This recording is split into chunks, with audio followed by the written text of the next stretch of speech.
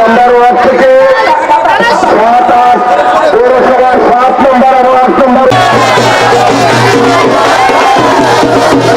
নির্বাচনে তারা ভণ্ডুল করার জন্য চেষ্টা করবে। এর মধ্যে প্রতিবেশী রাষ্ট্রের ইঙ্গিতও এখানে রয়েছে। একটি গণতান্ত্রিক বাংলাদেশ বিনির্মাণের আমরা আশা করি জনগণ আবার মাথা উঁচু করে দাঁড়াবে এবং একটি স্বাধীন সার্বভৌমত্ব রাষ্ট্র হিসাবে বাংলাদেশ আত্মপ্রকাশ করবে।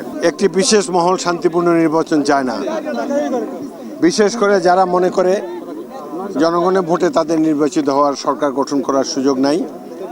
এই ধরনের দলগুলো অনেক আগে থেকে বিশৃঙ্খলা সৃষ্টি করার চেষ্টা করছে। সরকারেরও একটি মহল তাদের মদতে আছে।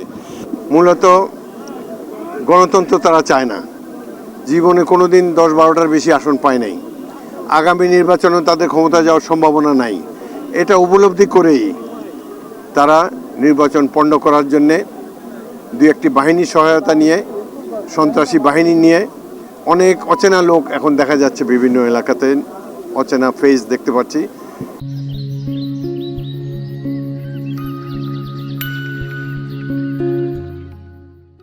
নির্বাচনে তারা ভণ্ডুল করার জন্য চেষ্টা করবে। এর মধ্যে প্রতিবেশী রাষ্ট্রের ইঙ্গিতও এখানে রয়েছে। তো বাংলাদেশের জনগণ স্বাধীনতাকামী। আমার দৃঢ় বিশ্বাস আগামী নির্বাচনটি আমরা জনগণের চাপেই সুষ্ঠু করে নেব। কোনো ধরনের বিশৃঙ্খলা কাউকে করতে দেব না। আমি দৃঢ়ভাবে আশাবাদী ইনশাআল্লাহ বাংলাদেশ একটি গণতান্ত্রিক রাষ্ট্র হিসাবে আগামী দিনে বিশ্বের দরবারে মাথা উঁচু করে দাঁড়াতে পারবে। এই সরকারের আয়ু আছে আর 3-4 দিন। এখন বিশৃঙ্খলা করা ঠিক নয়। কথায় কথায় শাহবাগ চত্বর ঘেরাও করে রেখে জনগণকে কষ্ট দেওয়ার প্রয়োজন নাই। বহু মানুষ হাসপাতালে যেতে পারে না।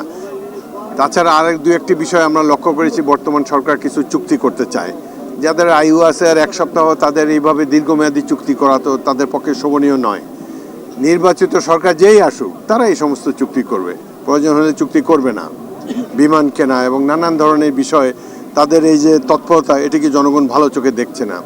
তবে সবচেয়ে বড় কথা হলো বাংলাদেশ সৃষ্টি হয়েছে গণতন্ত্রের জন্যে।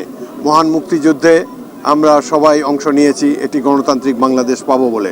এখনও সেই দেশটি প্রতিষ্ঠিত হয় নাই।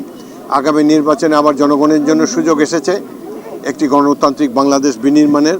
আমরা আশা করি জনগণ আবার মাথা উঁচু করে দাঁড়াবে এবং একটি স্বাধীন সার্বভৌমত্ব রাষ্ট্র হিসাবে বাংলাদেশ আত্মপ্রকাশ করবে।